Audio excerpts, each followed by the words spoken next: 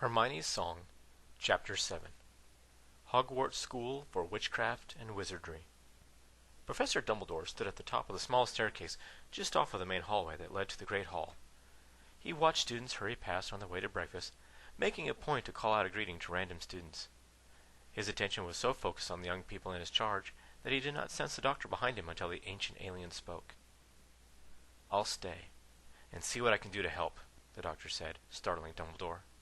"But don't think, not even for an instant, that you are smart enough to manipulate me," he warned. "I was going to help protect the students before you and I had our little chat. There are some other reasons for me to stick around, but they're none of your business," he explained. "Thank you, Doctor," Dumbledore replied, not turning to face him. "Will you be joining us at the head table for breakfast?" he asked, as if the previous disagreement had never happened. When he failed to receive a reply, Dumbledore turned around to watch the doctor head through the doors to the Great Hall, making a straight line for the Gryffindor table. Sighing, Dumbledore turned around again to welcome students on their way to their morning meal. The doctor decided to find out what the old moob had been thinking about when it told him he would have been placed with the Gryffindors had he been a student. While making his way to the table decorated with red and gold, the doctor took notice of how the students at each table acted. He was able to see that those sitting on the Gryffindor table seemed to be a bit more lively than their counterparts. It wasn't that they were being rowdy.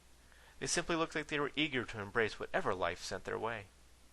Smiling, the doctor thought that perhaps he would have things in common with the Gryffindor students after all. Weaving through the sea of milling students, he went to where he had seen his new friend Hermione and Neville sitting. Tapping Hermione gently on the shoulder, he asked, "Room for one more?"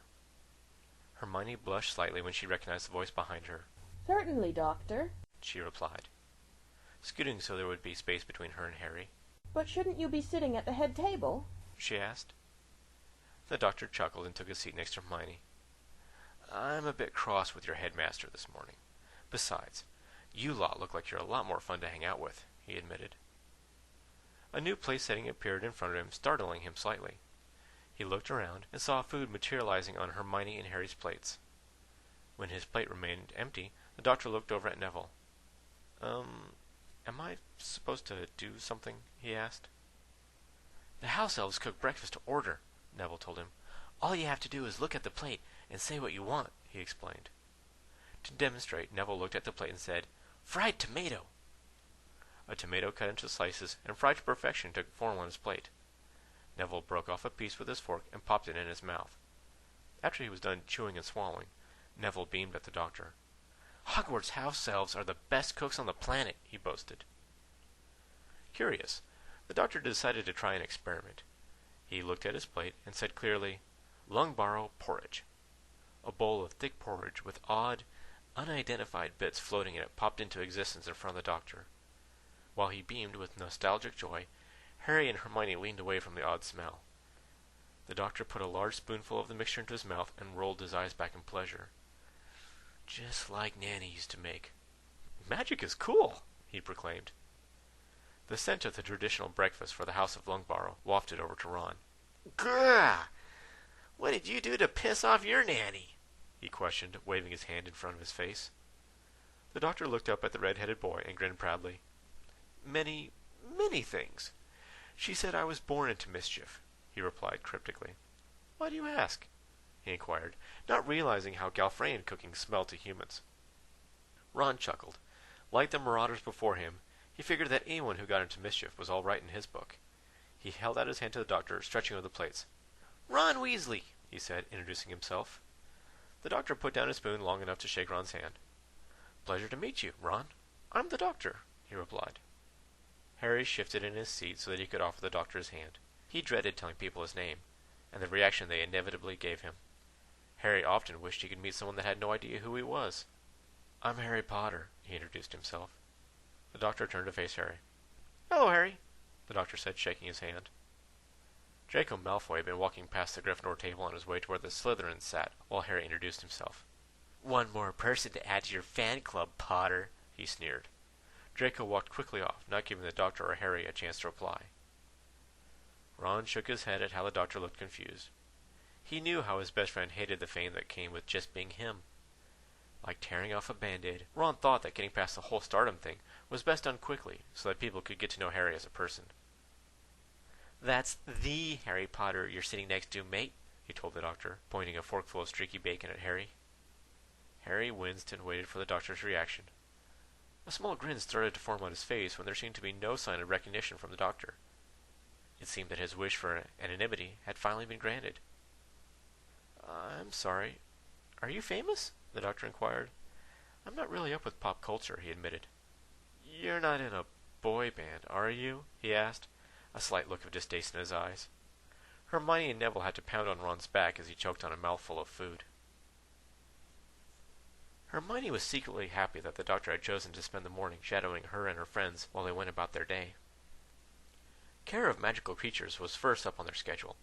She was interested in how the odd but cute man would react to their old friend, Rubeus Hagrid. How a person reacted to those different from them spoke volumes in their opinion. It was with that in mind she watched the doctor when Hagrid came out of his hut to greet his students.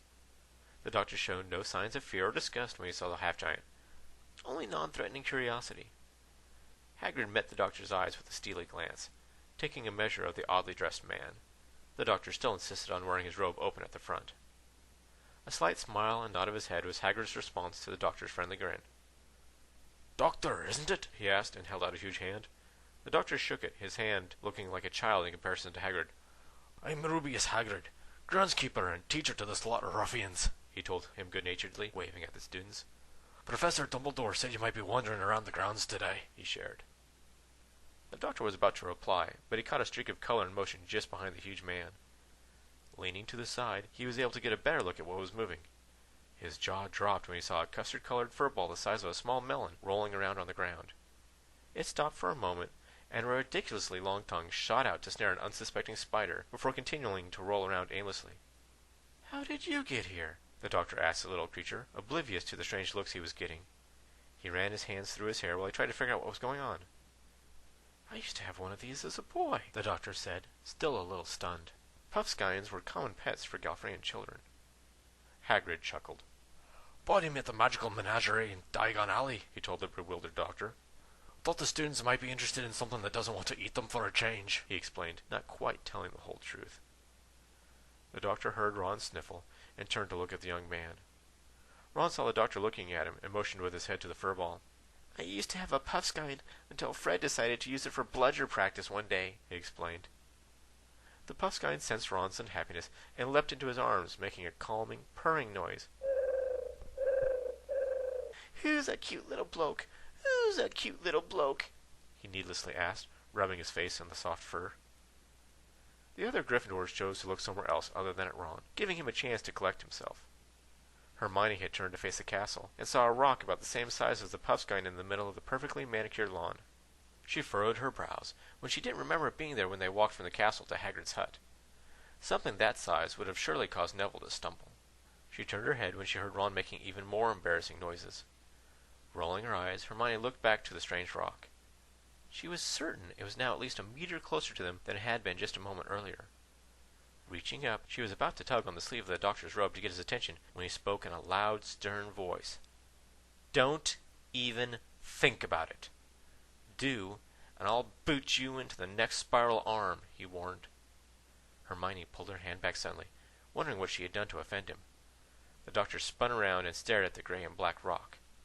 Just because you lot survived falling through the atmosphere above Tunguska doesn't give you the right to prey on humans, he admonished, pointing a long finger at the rock. This is your kind's second warning. I won't give another, he intoned slowly. Hermione's eyes grew wide when the rock sprouted legs and scuttled off behind Hagrid's hut. The doctor looked at Hermione and gave her a conspiratorial wink. Pograbin. They feed off emotional energy, especially hopelessness. But if you stand up to them, they'll run away every time, he explained. Hermione was relieved that the doctor's irritation had been directed at the Pograbin, and not her. Very good, Doctor. I'm impressed, Hagrid said appreciatively. I'm surprised that you know about them. Pograbin aren't well known outside of their native Russia, he told the group. Without thinking, the doctor replied, They're not native to Russia. That's just where they ended up. Hagrid looked at him quizzically. They came to Earth on a chunk of their planet after it exploded. The planetary fragment broke up with quite a big boom a few miles above Tunguska, scattering the little scavengers for hundreds of miles, he lectured. Hagrid stroked his beard thoughtfully. He didn't know the doctor well enough to tell if he was kidding, but he had heard from the black market salesman he dealt with that the first time the Porgriban had been seen was right after the fateful explosion that leveled the Tunguska forest in 1908. Deciding to ask the doctor about it later, he went on with that day's lesson. He pointed to the custard-colored ball of happiness in Ron's arm. "Can anyone tell me what the two creatures have in common?" he put forth to the students. "They're both about the same size as a bludger," Harry offered. True, Hagrid said, nodding his head. "But I was looking for something a little more profound," he prompted. Hermione watched the doctor look from the Puffskein to where the Porgriban had run off to. She made the connection and shot her hand into the air, confident in her answer. Hagrid called on her. "Go ahead, Miney." Hermione put her hand down. Positive and negative, She blurted out. When she saw the rest of the class looking at her blankly, she went on. The doctor's look of approval gave her extra confidence. They produce opposite emotions in humans. Puffskeins make us happy and Pogribans make us miserable, She explained. Hagrid clapped his enormous hands. "Very good!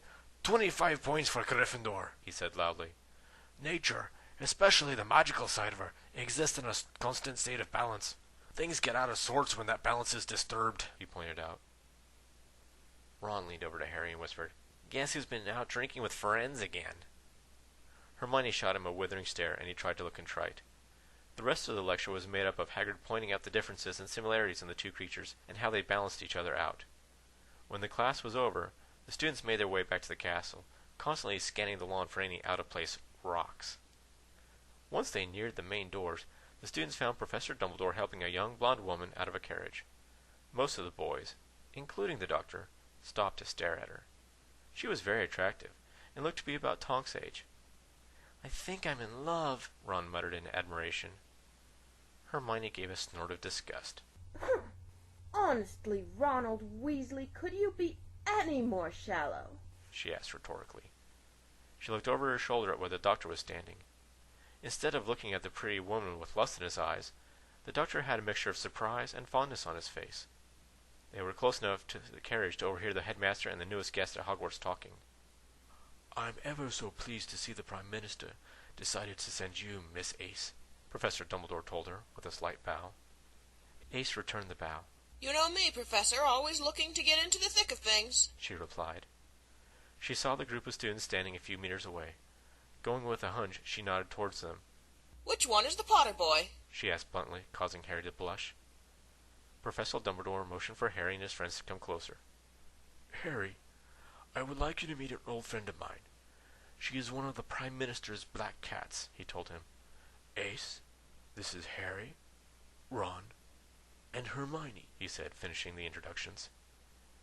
Ace jerked her head towards the doctor. To her, he looked a little too young to be a teacher, and definitely too old to be a student. "Who's he?" she asked. Before Dumbledore could reply with the cover story he had concocted, the doctor took a step forward, a smirk on his face.